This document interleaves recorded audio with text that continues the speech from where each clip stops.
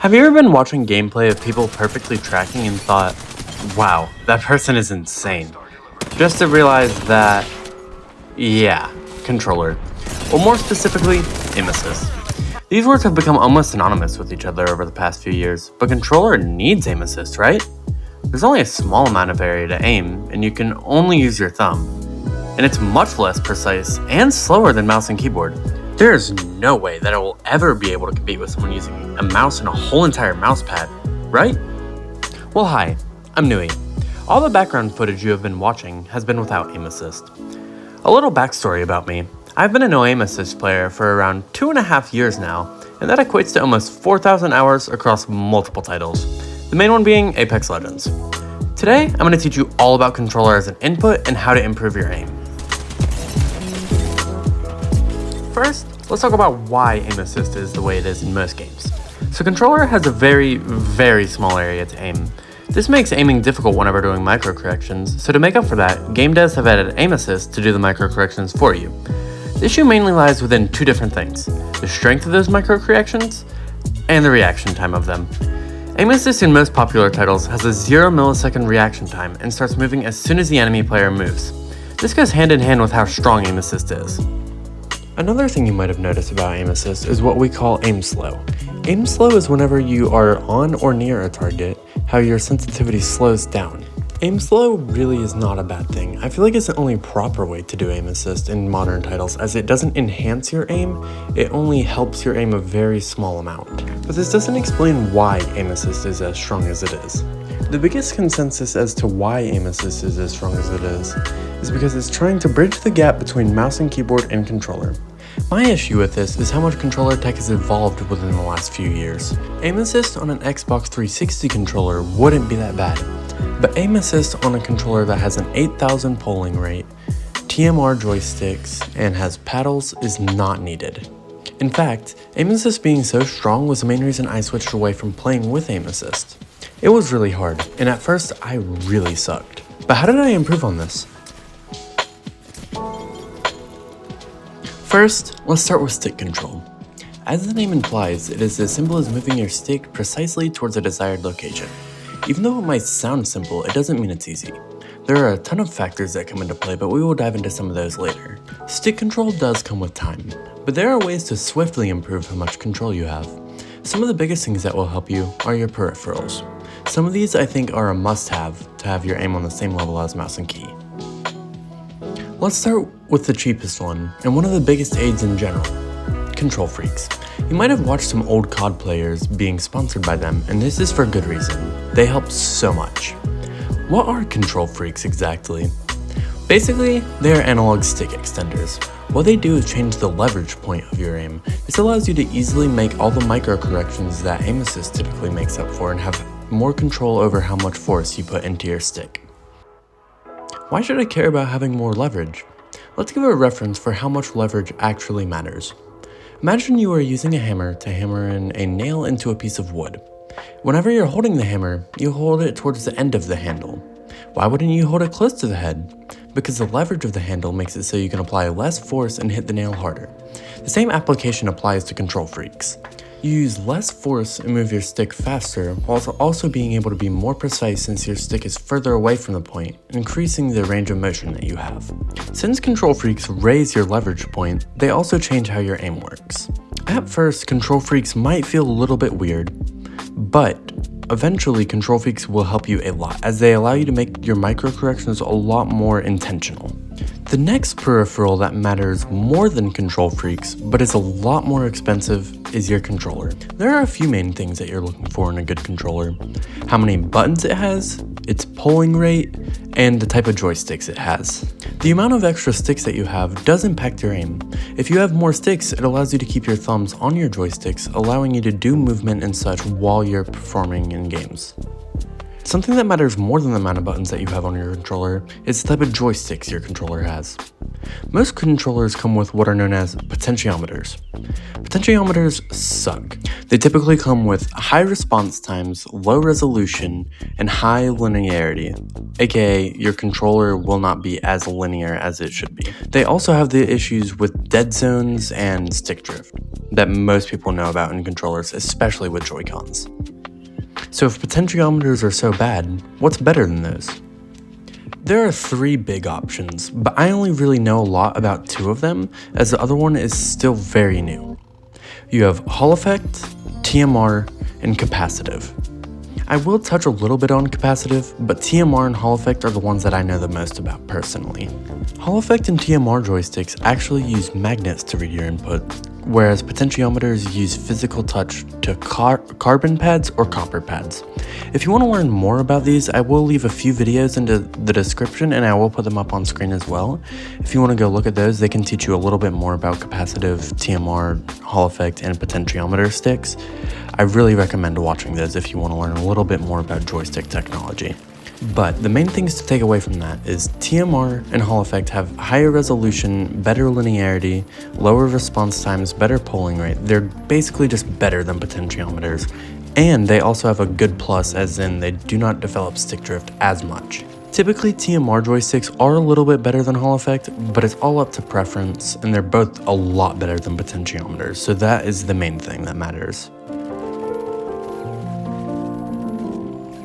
So how do we actually improve our aim? Simply put, repetition. Putting in time to focus on building your stick control, focus on your target acquisition, and to focus on your reactivity. But there are efficient ways and inefficient ways to build these strengths. Aim training will be always one of the strongest tools that you can do to help build your fundamentals. But what is aim training, and how do I do it?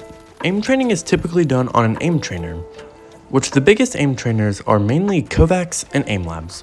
But which one should you use? For controller, I think AimLabs is the best, only because it has native input for controller, and it has specific controller scenarios and benchmarks. Speaking of benchmarks, I feel like that's a really good place to start to learn your fundamentals on aim training. They might not be the best for everything, but they give you a broad census of what to improve on. The main thing that I would focus on while aiming is reactivity. It is possibly the most important thing that you will learn across aiming in every single title, no matter if it's a target switching game or a tracking game. Reactivity is multiplicative. Say you have a 200 millisecond reaction time 100% of the time. If you are tracking a target and they change strafe directions 4 times before you kill them, there's 800 milliseconds where you are not tracking the opponent. Whereas if you had a 190 millisecond reaction time in the same situation, you would have 760 milliseconds where you aren't tracking them. 40 milliseconds sounds like a small amount of time, but in a game like Overwatch or Apex Legends, 40 milliseconds can easily change the outcome of a fight. One of the best ways to train reactivity is by learning how to read your opponent's strafes. For more information on this, I recommend watching this video by ViscosOCE. Controller does have one thing that it is better at than mouse and keyboard will ever be, and that is smoothness. Analog sticks have perfectly smooth inputs and can do infinite 360s without the need to pick up your mouse or readjust. This can lead to instances where your aim literally looks like aimbot because of how smooth aiming is on controller. If you're wondering what smoothness is, it's pretty basic actually. It's how smooth your aim looks. On mouse and keyboard, it's a lot more flicky because you don't inherently have a smooth input, whereas analog sticks are smooth. Analog sticks also have another benefit in having more consistent friction. Mouse and key can change a lot due to how much friction you have, and this can change on a day-to-day basis. It can change depending on how much humidity there is, how sweaty your hands are, if you have an arm sleeve or not, what type of mouse pad you're using, what type of skates you're using, how heavy your mouse pad is. Controller streamlines this. You will have some different tension on your sticks, depending on different controllers, but one controller should not lose tension. Unless it's a few controllers, they will eventually, but it's a lot less than mouse and keyboard will. Another thing that I wanted to touch on is aiming tips.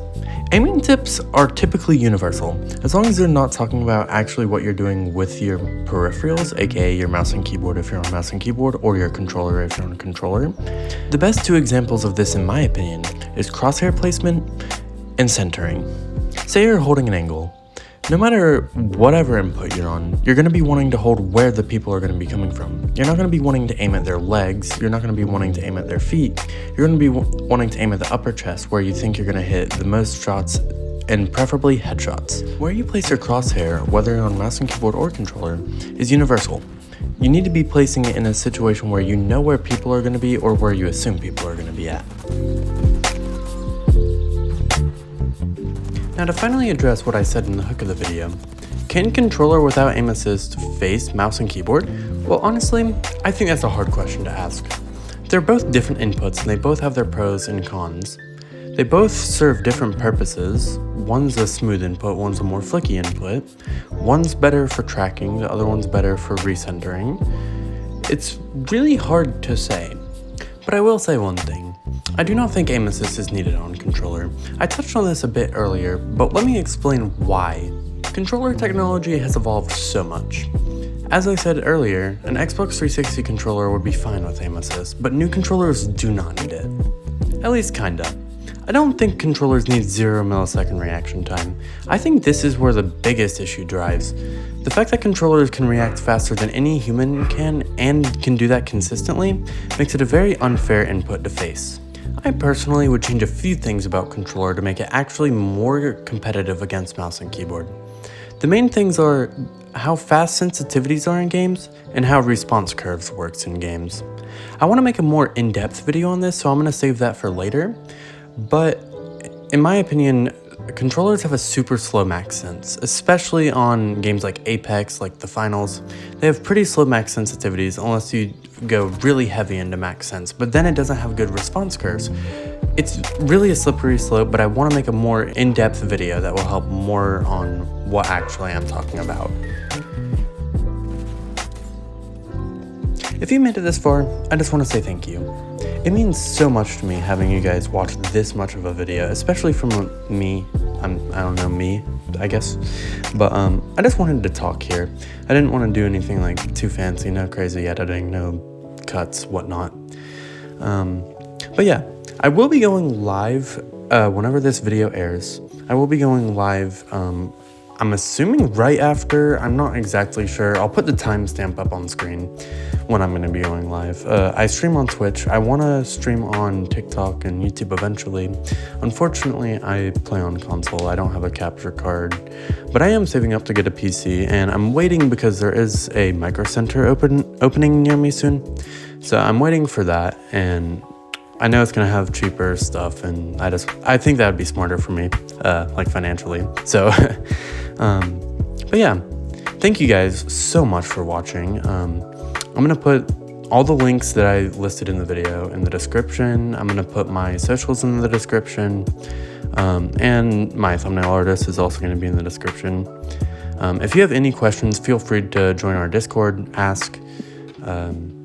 I'm not super active in there, but I'm not like inactive in there. If you ping me, that's totally fine. You're allowed to ping me. You can ask any questions you want. You can also leave a comment if you want to ask a question. That'd be totally fine. But yeah, thank you guys so much for watching. I'm gonna let these clips play out. I'm not sure how many more minutes I have of clips, but I'm just gonna let them play out. Feel free to watch it. Feel free to click off. Do whatever you want. Thank you so much. It means the world to me, and I hope you guys all have an amazing day. Peace.